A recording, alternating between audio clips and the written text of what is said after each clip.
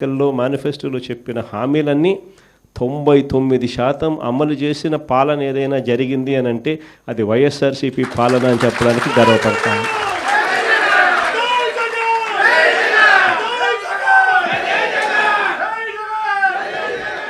అంత గొప్పగా ప్రజలకు మంచి చేయగలిగాం కాబట్టి 2 ఏళ్ల తర్వాత ఎంపీటీసీలు, జెడ్పీటీసీలు, సర్పంచులు, కౌన్సిలర్లు ఈ ఎన్నికలు జరిగినా కూడా మొత్తం అన్నింటినీ స్వీప్ చేసాం.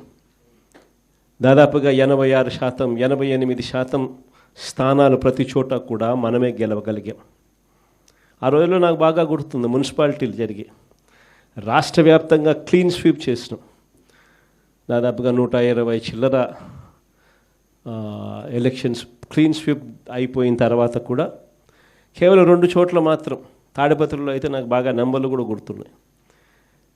వాళ్ళకు 18, మనకు 16. కేవలం మనకు వాళ్ళకు తేడా 2. మన ఎమ్మెల్యే అన్నాడు లాగేద్దాం సార్ అన్నాడు. నా దగ్గరికి వచ్చి లాగేద్దామన్నాడు. ఎమ్మెల్యే నేను హౌస్ అరెస్ట్ చేయించిన.